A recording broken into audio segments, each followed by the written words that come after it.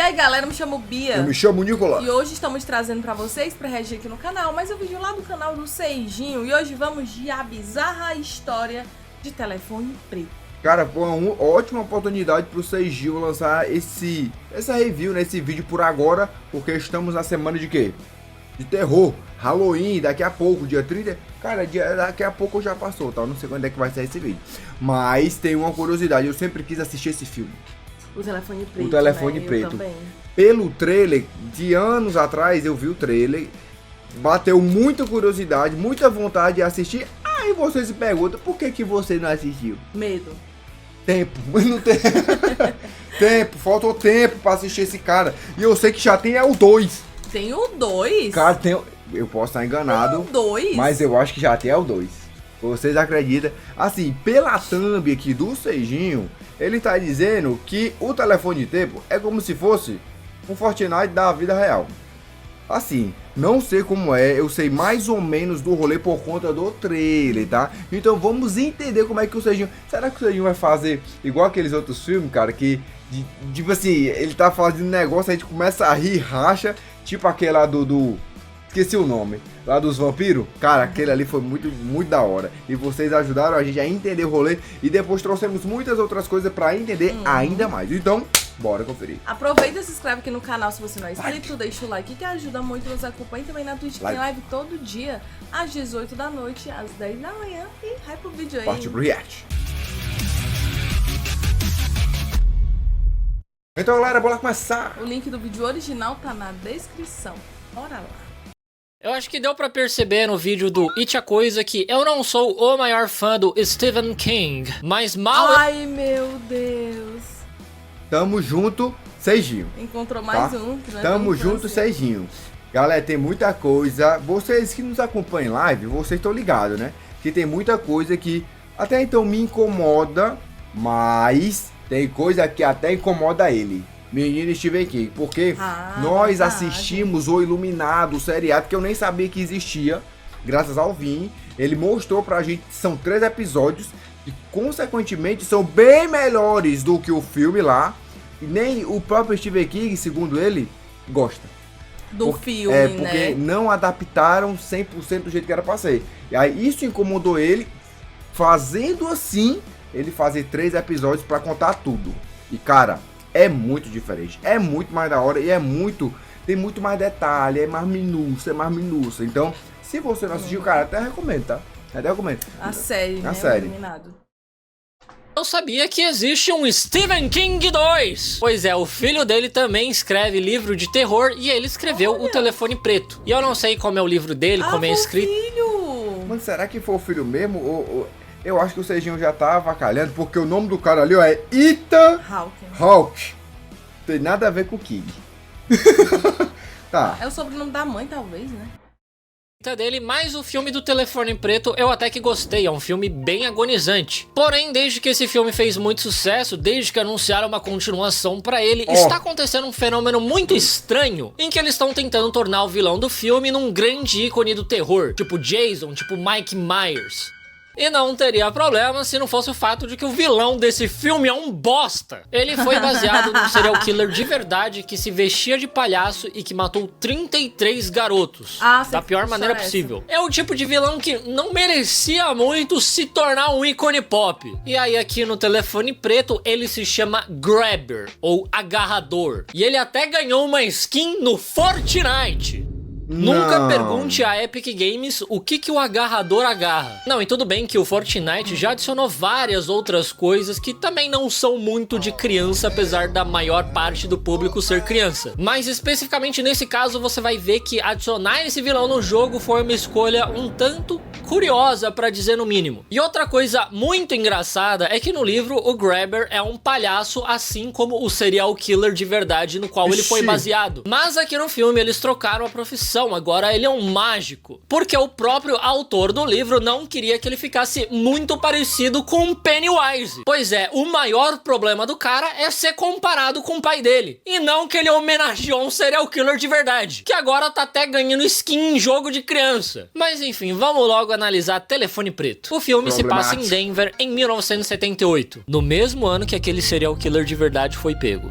Nosso protagonista é o Finney, um garoto bem tímido que gosta de beisebol, de foguetes e de não ser sequestrado de preferência. Ele tem uma situação familiar bem complicada, o pai dele é um alcoólatra que bate nos filhos e a mãe dele cometeu o oposto de viver. E como se isso já não bastasse, ele ainda vai ser sequestrado. Mas pelo menos ele e sua irmã mais nova, Gwen, se dão muito bem. E na escola a situação dele não tá muito melhor do que em casa, porque ele é vítima do bullying de 3 valentões. Mas, pra sorte dele, ele é muito amigo do Robin, que é básico. É verdade, né, ó. Se a gente for pensar no It, no ano, na década, nas roupas, parece, né? Até na coloração meio amarelada, ó. Não parece? É por conta do ano que se passa, né, também. Não, mas o cara poderia ter feito outro mudado, ano, né? O cara poderia ter feito diferente. Dá.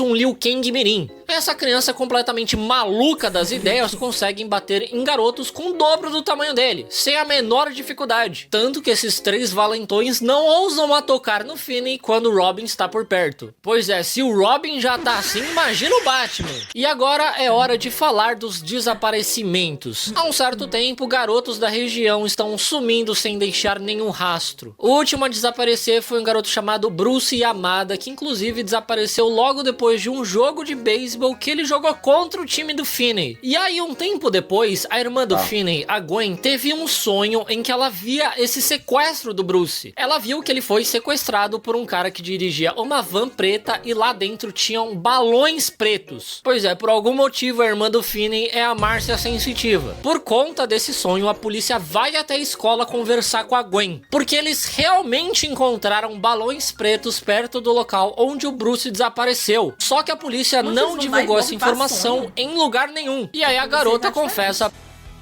Verdade, né? Essa polícia aí tá diferente, viu?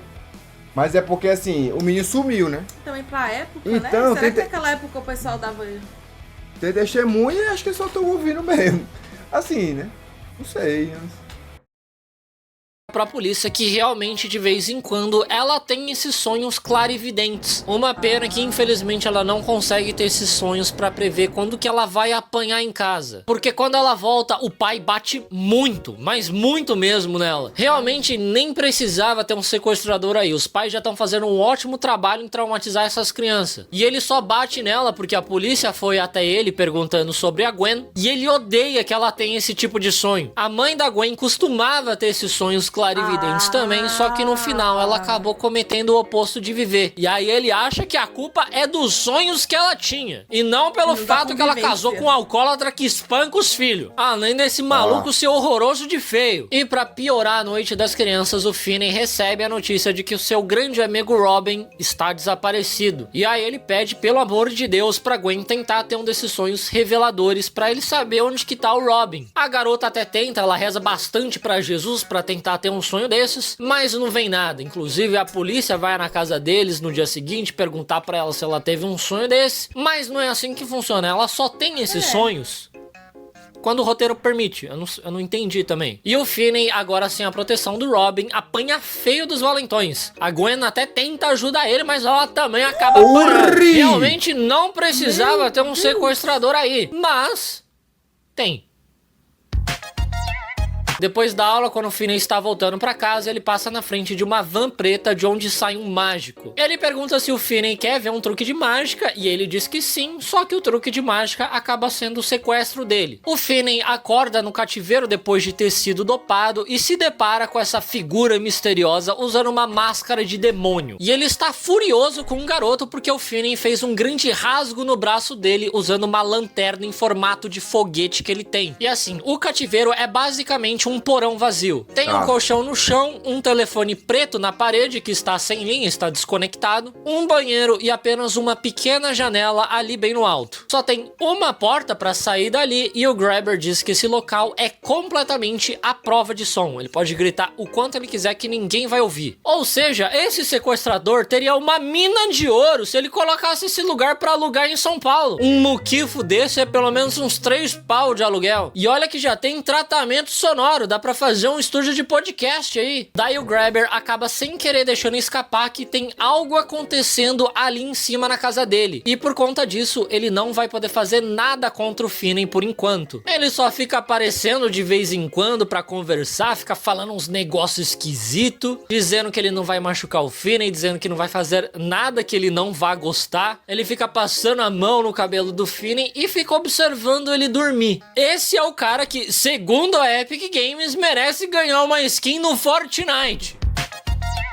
Daí ele deixa o garoto sozinho e um tempo depois o telefone preto começa a tocar mesmo estando desconectado. O garoto leva um susto e ele fica mais assustado ainda quando ele atende e realmente tem outra pessoa do outro lado da linha. Igual quando você atende uma ligação com DDD 11 e realmente existe um outro ser humano do outro lado da linha. Logo, o Finney reconhece pela voz que aquele garoto é o Bruce, um dos meninos que foi morto pelo sequestrador. Ele diz pro Finney que todos os garotos sequestrados escutam o telefone tocar, mas o Finney é o primeiro a conseguir escutar a voz dos garotos do outro lado da linha. E o Bruce também diz que tem um azulejo solto no corredor, que se o Finney tirar eles de lá, ele vai ver um trecho de terra e ele consegue cavar pra tentar escapar de lá. Como se esse filho da puta fosse o Steve no Minecraft. Ele vai levar um ano pra conseguir cavar isso daí e fugir daí, cara. Mas o Finney sai correndo e ele começa a cavar até se cansar. E aí no final do dia, ele tampa o lugar com um tapete pro sequestrador não ver o que ele anda fazendo. Ele com certeza não vai achar nada estranho, nada suspeito, do nada um tapete no corredor. Moleque lutando pela sobrevivência dele e, ai não, decidi fazer uma redecoração de interiores aqui. No outro dia, o Grabber chega pra deixar comida pro Finney e ele vai embora de lá deixando a porta aberta. O telefone toca e é outro garoto que também foi vítima desse cara, o Billy. E ele diz pro Finney não tentar escapar. E se ele passar por aquela porta aberta, o sequestrador vai estar esperando ele do outro lado com um cinto, pronto pra espancar ele. Daí o Finney sai devagarzinho, ele vai lentamente subindo as escadas e ele percebe que realmente o cara tá lá em cima sem camisa, com o cinto na mão esperando ele subir. Esse com certeza é um cara que mereceria ganhar uma skin no Fortnite.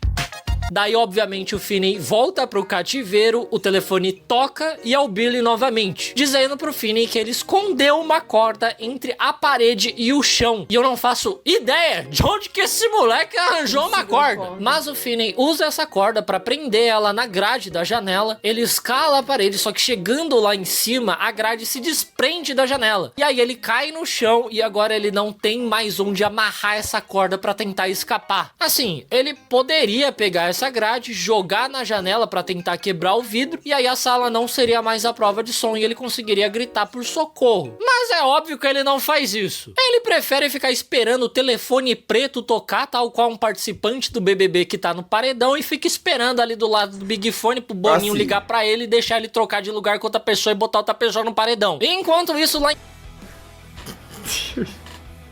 Mas tá interessante o filme. Eu acho interessante. O trailer é interessantíssimo. Eu o trailer. não assisti o trailer. Eu também. Assistiu não, né? Não. Cassi, eu vou passar um pouco de pano pra esse menino. Ele é um menino de 10 anos, velho. Não consegue. Cara, ele não vai pensar como ele tá sendo orientado pra fazer as paradas. Eu iria esperar. Eu não vou, eu só vou fazer alguma coisa com o telefone do Eu acho que eu criança também iria esperar. Olha aí.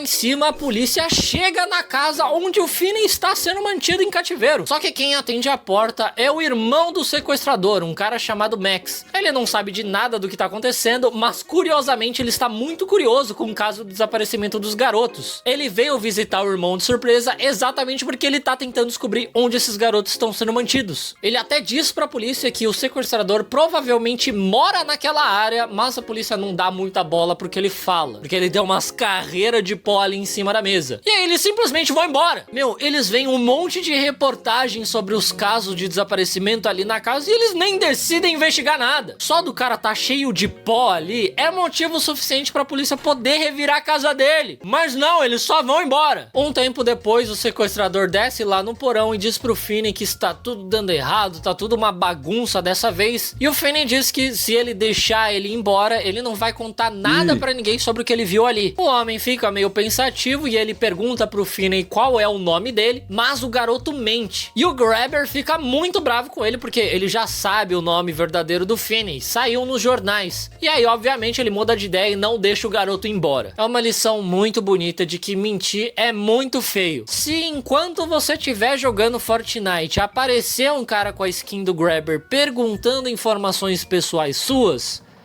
sempre diga a verdade. Claro. Mentir é muito feio, viu? E aí, novamente, o homem vai embora, deixando a porta do porão aberta. O telefone preto toca e dessa vez é um garoto chamado Griffin, que também é uma vítima do sequestrador. Ele diz que o Grabber ainda não matou o Finn porque ele não está jogando o joguinho dele. Ele não está tentando escapar. E o sequestrador gosta disso. Ele gosta quando os garotos são meninos travessos. Sim, esse é o cara que a Epic Games achou que seria legal de colocar no Fortnite. O Griffin também diz que o sequestrador está muito nervoso por conta do irmão que veio visitar ele de surpresa e por isso ele não está dormindo direito. Mas ele está dormindo exatamente agora. E a porta do porão ficou aberta. Daí o Griffin diz que lá em cima a porta para sair de casa está trancada com um cadeado que o sequestrador roubou dele. Só que o Griffin esqueceu a combinação do cadeado, mas ele deixou anotado ali na parede do porão. Aí sim, cara, esse daí nunca vai esquecer o login dele do Fortnite. Se é que tem Fortnite no céu, o que eu duvido bastante que teria. O Finney memoriza a combinação, daí ele sai de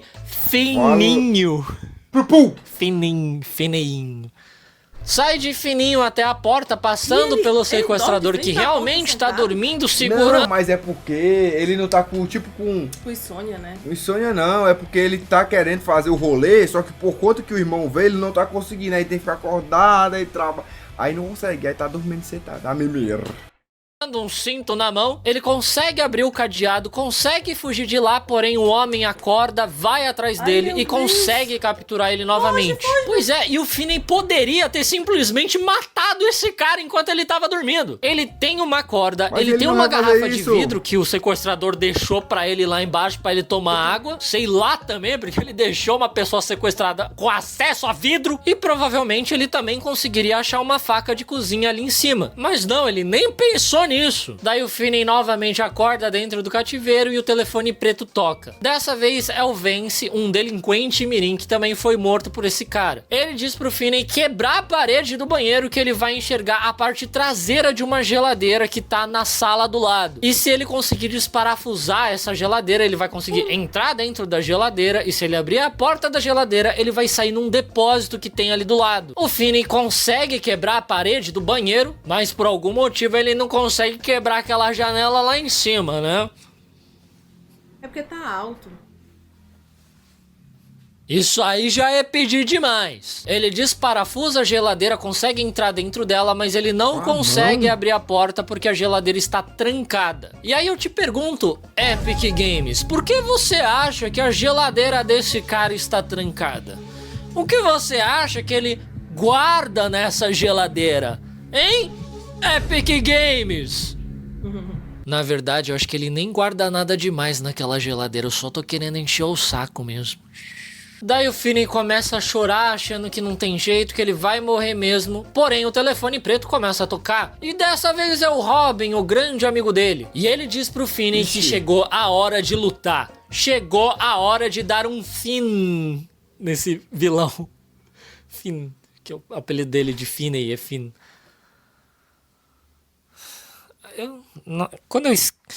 Eu juro que quando eu escrevo essas coisas parece que vai sair engraçado. É legal, né? O Robin ensina o Finney a socar e ele fala pra ele encher o telefone de terra pra dar mais peso e usar isso pra dar um socão nele. Pô, e finalmente uma criança morta deu uma dica boa. Aliás, essa dica funciona até hoje. Você pega um celular velho e enche ele de cimento pra atacar nas pessoas na rua. Enquanto isso, a Gwen tem vários sonhos da vida desses garotos que foram assassinados pelo Grabber. E depois de muito discutir com Jesus Cristo, finalmente ela consegue sonhar com alguma informação útil. Ela consegue enxergar a rua e o número da casa do sequestrador. E aí, finalmente, ela informa a polícia. E é muito engraçado que a lore do Finney é tipo isso daqui. Não.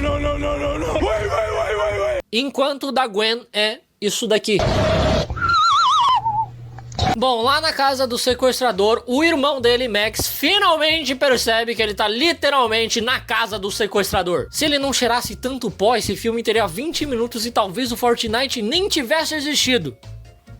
Sei lá por quê. Daí o Max desce até o porão, encontra o Finney, só que bem nessa hora o Grabber volta e dá uma machadada na cabeça do irmão dele. Inclusive, este machado você consegue adquirir no Fortnite também, junto com a skin do Grabber. Ele está incluso no pacote mais caro que vem com a skin do Grabber, o machado, o telefone preto que você consegue usar como mochila, uma skin para suas armas e, claro, a van preta com os balões pretos para você atropelar várias criancinhas no Fortnite. Tudo isso por apenas 2.400 V-Bucks. Tá praticamente de graça, o que você está esperando? Vou deixar o link, não vai ter link na descrição, não, mentira. O sequestrador fica muito bravo com o Finney, porque ele matou o próprio irmão, mas a culpa é do Finney por algum motivo. E aí ele diz que vai matar o Finney muito dolorosamente. Ele até traz o cachorro dele e deixa preso ali num canto. Provavelmente ele vai dar os restos do Finney pro cachorro comer. O Grabber se prepara pra dar um golpe de machado no Finney, só que ele consegue escapar e ele corre pro banheiro, onde ele preparou uma armadilha usando a corda do Billy. O homem vai atrás dele, tropeça na corda, cai no buraco que o Finney estava cavando. E lá embaixo do buraco ele ainda torce o pé porque ele pisa na grade da janela que caiu. E aí o Finney começa a descer o cacete no cara usando o telefone preto. E aí, por fim, ele mata o cara enforcando ele com o cabo do telefone. Daí o garoto pega uma carne de dentro da geladeira pra dar pro cachorro e ele conseguir sair de lá. E essa é uma parte muito legal do filme, porque durante o filme você tá achando que tá tudo dando errado, mas no final tudo faz sentido. Você percebe que ele realmente precisava fazer tudo aquilo que os garotos mortos disseram pra ele fazer. E a grande lição de moral desse filme é: sempre ouça as vozes da sua cabeça. Pelo menos foi isso que os caras da Epic Games fizeram quando eles acharam uma ótima ideia colocar a skin desse cara no jogo. E eu acho muito engraçado que os 5 minutos finais desse filme são dedicados exclusivamente pro Finney farmar a aura. Que o filme acabou já, mas deixa o garoto ter o momento dele de glória. Porque ele sai sozinho ali da casa do sequestrador e ele encontra a irmã dele, Gwen, e a polícia na casa da frente. O sequestrador tinha 2 casas, uma onde ele matava e outra onde ele escondia os corpos. E aí o Finney simplesmente sai caminhando sozinho pela porta da frente depois de ter matado o desgraçado. E aí mostra ele indo pra escola como se nada tivesse acontecido, enquanto todos os alunos ficam comentando ali, né? Nossa, esse é o cara que matou o Grabber, não sei o que lá, caramba. Eu acho que realmente todo garoto já sonhou com esse momento. De um dia você sair andando pelo corredor da escola farmando o máximo de aura possível, todo mundo comentando de um grande feito que você fez. Só que esse filme acaba terminando da maneira mais trágica possível, porque depois de tudo isso que o Finney teve que passar, esse moleque quase morreu várias vezes, no final ele ainda tem que ir pra aula de biologia. Desinstale Fortnite e bora jogar Overwatch. Oxi, eu pensei que ele ia dizer assim, ele ainda sofre bullying, aconteceu alguma coisa. Não, aula de biologia. A aula de biologia é o mais perigoso de todos. Galera, gostei. Tem alguma explicação para as vozes ficar falando com ele? Alguma coisa não, assim? Acho que é só mais algo sobrenatural mesmo? Acho que é tipo assim, por conta... É assim, se a gente for pegar todos os outros filmes de terror que a gente assistiu, é como se as almas não tivessem encontrado a paz, não tivesse nada e querem ajudar a próxima para não ficar presa lá. Então, eu compro essa ideia, com certeza. Gostei do desfecho do filme e até então é um dos melhores do Sejinho que fez a review. Porque tem uns aí que, pelo amor de Deus, não é original Netflix, ou seja, é assistível, é ok, deu vontade de assistir. Agora, dúvida, como é que vão fazer o 2?